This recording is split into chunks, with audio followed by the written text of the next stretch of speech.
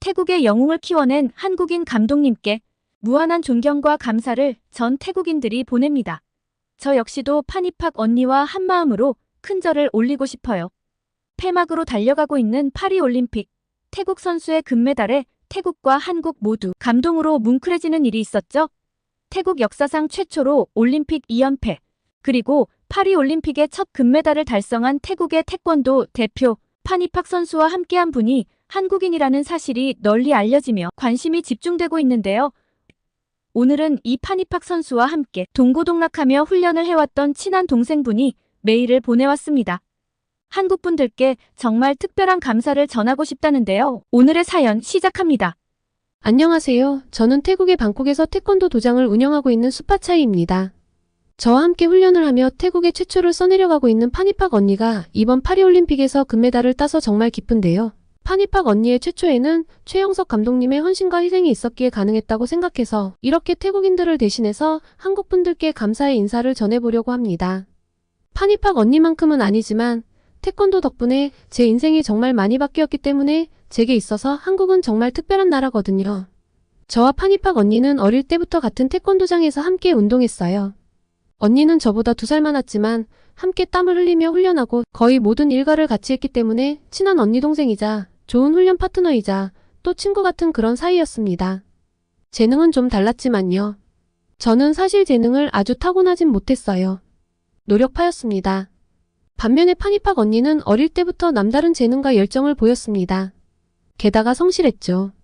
매일 아침 일찍 일어나 훈련을 시작했고 밤늦게까지 연습했어요. 저는 타고난 재능에 성실함까지 갖춘 언니를 보며 항상 존경스러운 마음을 품었던 것 같아요. 방콕에 거주하시는 한국분들이 아이들을 저희 태권도장에 보내시면서 태국인인 제가 대체 어떻게 태권도를 시작했는지 또 어떻게 이렇게 태국에 태권도장이 많은지 많이들 궁금해하시던데요. 태권도는 분명 좀 생소한 운동이 맞았어요.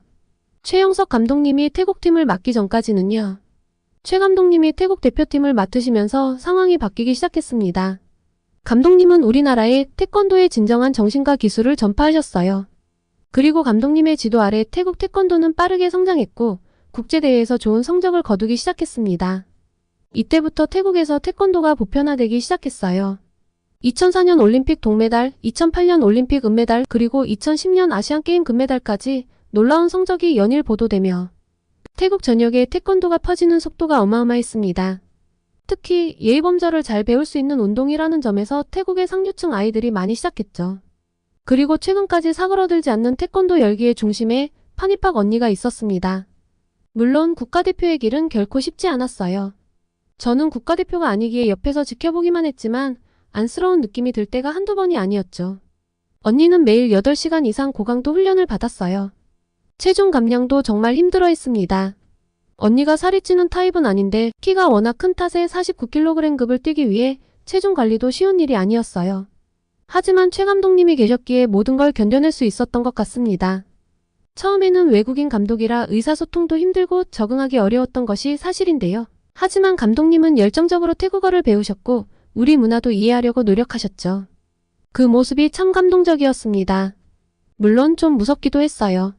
타이거 최라는 별명은 우리가 지어드렸는데 잘 어울리지 않나요? 훈련할 때 호랑이처럼 무서우셔서 그렇게 지어드렸지만 저희는 다 알고 있었어요. 혼을 내는 건 역시 그만큼 우리를 사랑하시고 열정이 있기에 혼을 내시는 것이라는 걸요. 또 저희가 힘들어할 때면 항상 할 수 있다고 격려해 주시고 따뜻한 이야기를 해주셨어요. 특히 감독님은 기본기를 중요하게 여기셨어요. 아무리 힘들어도 기본 동작을 틀리면 처음부터 다시 해야 했죠. 언니는 그런 감독님의 지도 방식을 100% 신뢰했어요.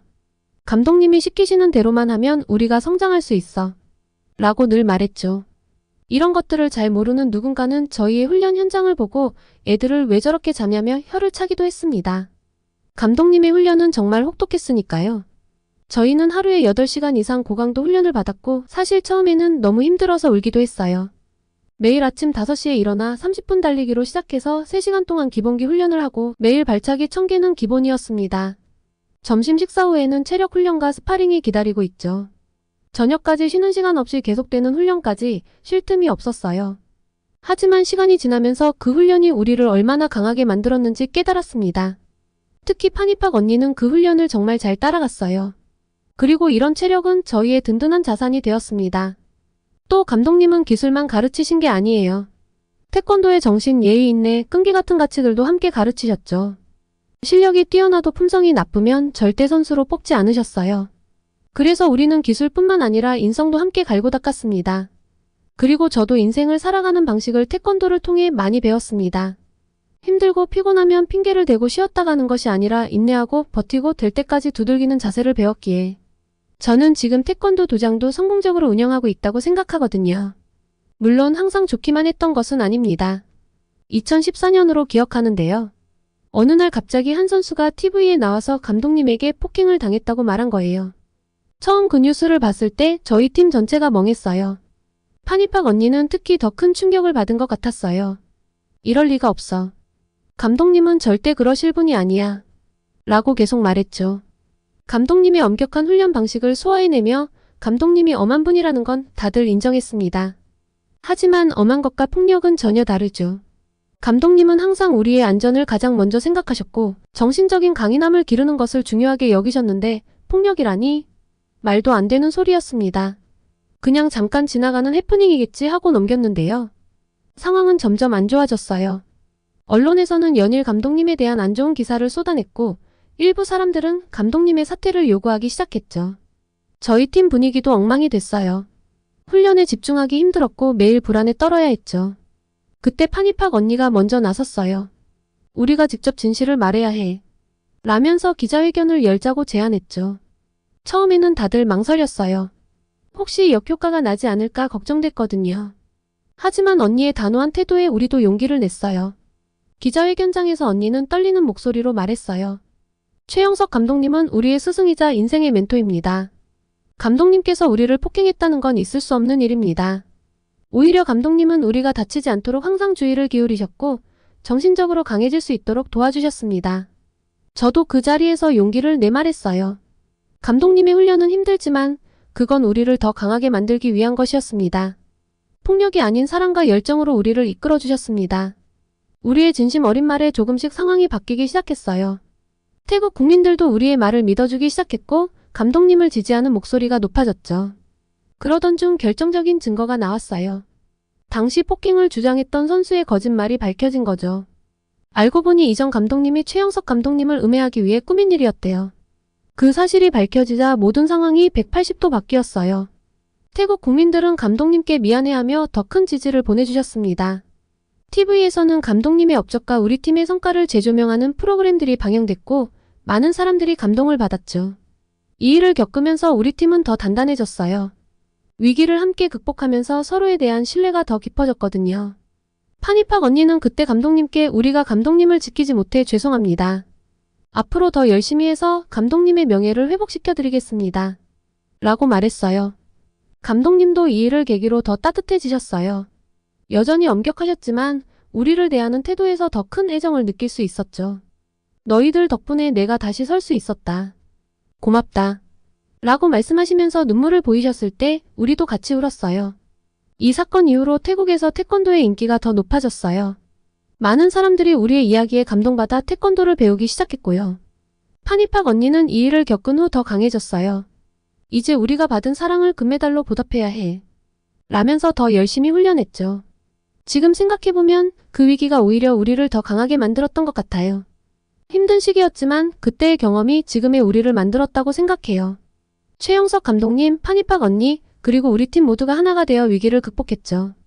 그리고 이런 역경을 이겨낸 걸 축하라도 하듯 파니팍 언니는 2015년 세계선수권 금메달 그리고 2016년 리우 올림픽에서 동메달로 최 감독님과 태국 국민들 모두에게 보답했습니다. 저희는 올림픽 메달 자체도 너무나 영광스러운 일이라 너무나 기뻤는데요. 최 감독님과 언니는 만족하지 않았습니다.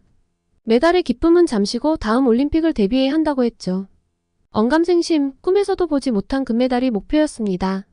올림픽 금메달을 목표로 하는 게 가능할지는 대표팀 내에서도 말이 많았어요. 언니의 실력을 의심한 건 아닌데 워낙 꿈같은 이야기니까요. 또 운도 따라줘야 하고요. 주변에 의심 섞인 눈초리의 언니는 금메달을 향한 열정이 더욱 커졌다고 더 열심히 훈련했고 마침내 2020년 도쿄 올림픽에서 금메달을 따냈습니다. 태국 태권도 역사상 최초의 올림픽 금메달이었어요. 저는 2016년 이후 국가대표의 꿈을 접고 사범의 길을 선택했지만 여전히 언니의 가장 큰 응원자였고 매일 아침 언니가 훈련하는 모습을 보면서 자극을 받았던 사람으로서 너무나 기쁜 마음이었습니다. 마치 제가 금메달을 딴 기분이었어요. 준비 과정을 가까이서 봤기에 더 간절히 응원했던 것 같네요. 체중 감량으로 고생하는 걸 옆에서 고스란히 봤고 하루에 한 끼만 먹으면서도 훈련은 더 열심히 하는 언니를 보며 정말 마음을 다해 기도했거든요. 그래도 그 노력이 헛되지 않았죠. 도쿄에서 금메달을 따는 순간 저도 언니와 함께 울었어요. 13년 동안의 모든 순간들이 주마등처럼 스쳐 지나갔죠. 우리의 꿈이 현실이 된 거예요. 하지만 금메달 이후 언니에게 또 다른 위기가 찾아왔어요. 부상 때문에 은퇴를 고민하게 된 거죠. 언니가 저에게 처음 은퇴 얘기를 꺼냈을 때 정말 놀랐는데요. 내가 이제 더 이상 할 수 있는 게 없을 것 같아. 라고 말하는 언니의 목소리가 너무 힘없어 보였거든요. 게다가 태국 언론들은 앞다투어 다음 올림픽 2연패가 가능하겠는가라며 몰아붙였는데 언니가 여기에 좀 지친 느낌도 있었습니다. 그때 최영석 감독님이 나서셨어요. 감독님은 언니를 따로 불러 많은 이야기를 하셨다는데 이 이야기들은 언니와 감독님만의 비밀이라 무슨 말씀을 하셨는지 자세히는 모릅니다. 하지만 그 대화 이후로 언니의 표정이 밝아졌다는 거예요.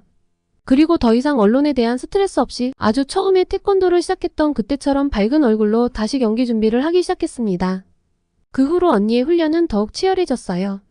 부상 관리에도 신경 쓰면서 기술을 더욱 갈고 닦았죠. 파리올림픽이 다가오면서 언니는 점점 더 자신감을 찾아갔어요.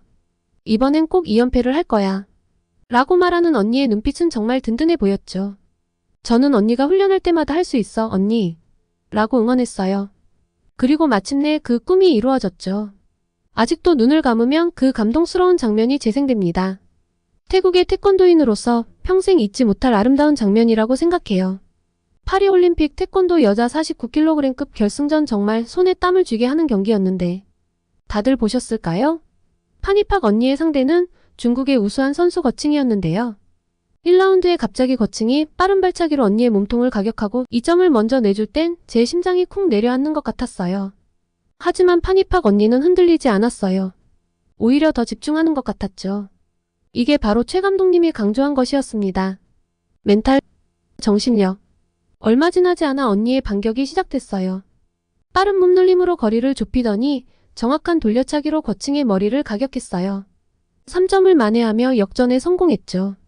2라운드에서는 더 치열한 공방전이 펼쳐졌고 두 선수 모두 한치의 실수도 용납하지 않는 듯한 집중력을 보여줬기에 정말 쉽지 않다고 생각이 들었습니다. 그리고 운명의 3라운드 마지막 승부의 순간이 다가왔을 땐 저는 무릎을 꿇고 있었습니다. 점수는 6대6으로 팽팽했죠. 남은 시간 30초 언니가 작전 타임을 요청했어요.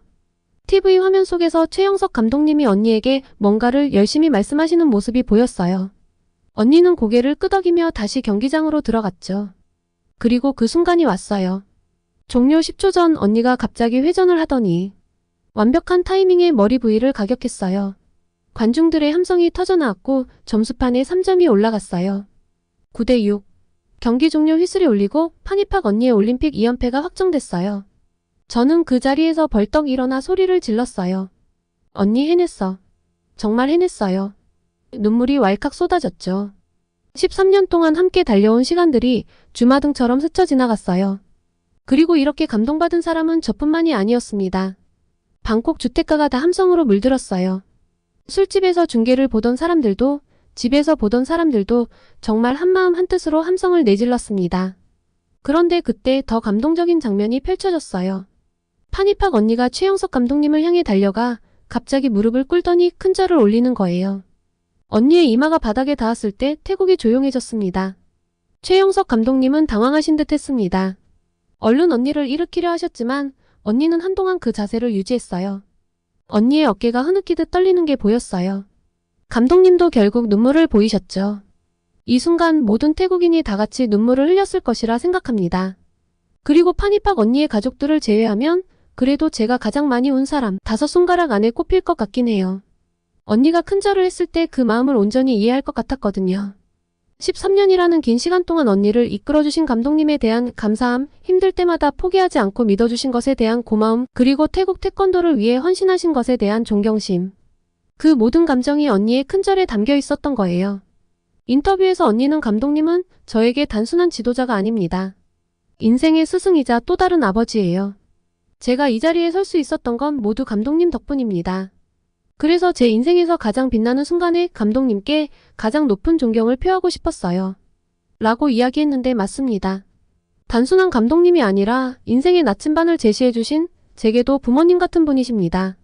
최영석 감독님은 오늘의 영광은 판입학의 끈기와 노력이 만들어낸 결과이고 나는 그저 옆에서 조금 도왔을 뿐이다. 라며 겸손하게 말씀하셨지만 정말 모든 걸 쏟아부은 분이란 걸 알기에 저는 감독님의 겸손함 그리고 판입학 언니를 주인공으로 내세워주고 싶은 감독님의 배려심에 큰 감동을 받았습니다. 그런데 저만 감동받은 게 아닌 것 같아요. 태국에서는 이 장면을 본 많은 사람들이 SNS에 감동의 글을 올렸어요. 판입학이 보여준 감사와 존경의 마음에 우리도 배워야 한다. 이것이 진정한 스승과 제자의 관계다라는 글들이 넘쳐났죠. 저 역시 이 장면을 보면서 많은 것을 느꼈어요. 제 도장에서 아이들을 가르치면서 단순히 기술만 전수하는 게 아니라 판입학 언니와 최영석 감독님이 보여주신 것처럼 서로 존중하고 감사하는 마음을 함께 키워나가야겠다고 다짐했죠. 이제 판입학 언니는 태국 태권도의 새로운 역사를 썼어요. 하지만 저에게 언니는 여전히 13년 전 그 열정 넘치던 소녀로 남아있습니다. 앞으로 언니가 어떤 모습을 보여줄지 정말 기대돼요. 그리고 저도 언니처럼 제 제자들에게 꿈과 희망을 주는 스승이 되고 싶어요. 우리의 여정은 여기서 끝이 아니라 새로운 시작이라고 믿습니다. 판입학 언니의 성공은 태국 태권도에 큰 영향을 미쳤는데요. 언니의 두 번째 금메달 이후 태권도를 배우려는 사람들이 정말 기하급수로 많아졌어요. 제 도장에도 지금 며칠새 몰려든 상담 문의가 엄청납니다. 상담을 오면 다들 판입학 언니처럼 되고 싶어 하는 아이들이에요. 언니의 성공 스토리는 많은 태국 사람들에게 꿈과 희망을 주고 있는 것이 확실합니다. 지금은 방콕에만 600개가 넘는 태권도장이 있는데 무에타이를 뛰어넘을 기세입니다. 저는 무에타이를 뛰어넘을 거라 확신해요. 앞으로도 우리 태국 태권도는 계속 발전할 거니까요. 최영석 감독님과 판입학 언니가 보여준 투지와 열정을 이어받아 저도 제 제자들에게 그 정신을 전하고 싶어요. 굉장히 막중한 책임감을 느끼고 있습니다. 왜냐하면 태국에서 태권도는 단순한 스포츠를 넘어 문화교류의 도구가 되었다고 생각하거든요. 태권도를 배우는 아이들은 한국 문화에 대한 관심도 덩달아 높아졌고 부모님 역시 한국 문화에 굉장한 관심을 보이고 있습니다. 제 도장 학생들은 태권도 배우는 것만으로는 부족했는지 한국어도 배우고 싶어 해요. 저도 덩달아 한국어를 공부하고 있답니다. 기본적으로 태권도를 하며 익히는 한국어 외에도 짧은 문장 정도는 다들 한국어로 이야기할 줄 알거든요. 또 최근에는 한국에서 태권도 사범들이 태국으로 많이 오고 계세요. 그분들과 교류하면서 새로운 기술도 배우고 태권도 정신에 대해서도 더 깊이 이해하게 됐어요. 때로는 한국 도장과 자매결연을 맺어 학생들끼리 교류하는 프로그램도 진행하고 있어요. 이런 활동들이 양국의 문화 이해에 큰 도움이 되고 있죠. 게다가 태국 정부에서도 태권도 발전에 큰 관심을 보이고 있습니다. 최근에는 학교 체육 수업에 태권도를 정식 과목으로 도입하는 방안을 검토 중이라고 해요. 이렇게 되면 더 많은 아이들이 태권도를 접하게 될 거라 태권도 사범으로서 제 역할도 더 늘어날 것 같습니다. 저는 태권도가 태국의 새로운 국민 스포츠로 자리 잡을 수 있다고 믿어요. 태권도 외에는 무에타이와 나란히 한 축을 이룰 다른 스포츠를 찾기 정말 힘들어 보입니다. 그래서 저도 새로운 목표를 세웠습니다. 앞으로의 목표는 제 도장에서 훈련한 학생이 올림픽에 나가는 모습을 보는 게 꿈이에요. 그리고 언젠가는 판입학 언니처럼 금메달을 목에 걸고 돌아오는 제자를 보고 싶어요. 그날이 온다면 제가 지금 느끼는 것보다 몇 배는 더 큰 자부심을 느낄 수 있겠죠? 태국 태권도의 미래를 이야기하자면 밤을 새워도 모자랄 것 같아요. 그만큼 가능성도 크고 할 일도 많다는 뜻이겠죠. 하지만 분명한 건 우리가 지금 정말 멋진 여정의 한가운데 있다는 거예요. 최영석 감독님, 판입학 언니, 그리고 태권도를 사랑하는 모든 태국 사람들과 함께 이 여정을 계속해 나갈 수 있어 정말 행복합니다. 태권도는 이제 태국과 한국을 잇는 강력한 다리가 되었어요. 이 다리를 통해 두 나라의 우정이 더욱 돈독해지고 서로의 문화를 이해하는 폭도 넓어질 거예요.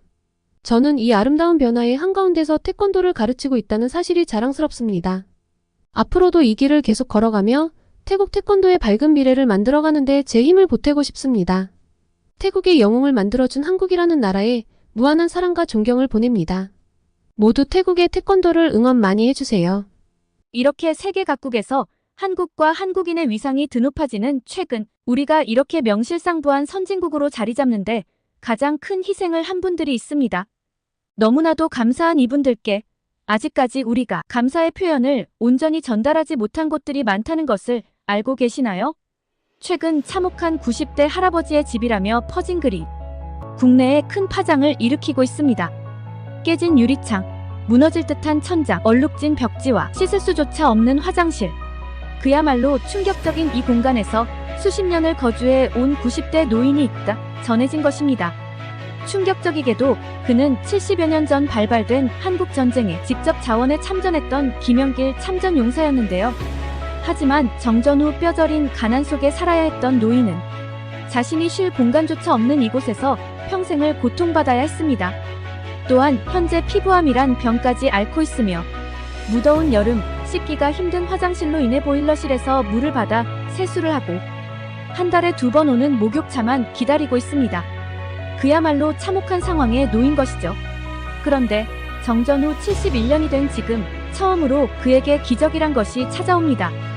참전 용사의 소식을 전해 들은 한 국내 기업이 망설임 없이 지원을 결정한 것인데요.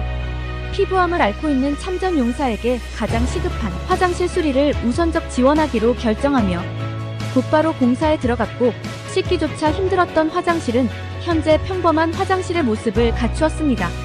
참전 용사의 수십 년간 간절했던 소망이 이제 이뤄진 것입니다. 참전 용사는 현재 이 상황을 보며 기쁨을 감추지 못했고 자신을 잊지 않고 찾아와준 한국인들의 몇 번이고 감사를 표했는데요. 인프레쉬, 이곳은 현재 김영길 참전용사를 시작으로 국내 생활고를 겪는 참전용사들을 위해 전자제품, 주거 개선 등 아낌없는 지원을 하고 있음이 밝혀졌습니다.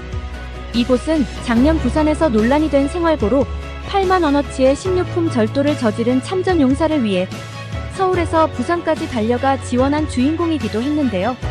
뿐만 아니라 1천만 원 상당의 식사 상품권 제공, 10,000km가 떨어진 에티오피아를 비롯해 필리핀, 태국에 가 의료, 물품, 금전 지원 등 그야말로 세계를 돌아다니며 지원하고 있습니다. 이에 수많은 외신들이 앞다투어 인프레쉬의 소식을 보도하고 있는데요. 한국의 정체성을 보여주는 기업. 한국은 우리를 잊지 않았다. 기적의 한국인들. 국가를 대신해 나선 이 기업의 행보에 세계는 열광했고 인프레쉬는 한국인이기 때문에 라는 답 한마디를 남겼죠. 인프레쉬가 이 같은 말을 한 이유가 있습니다.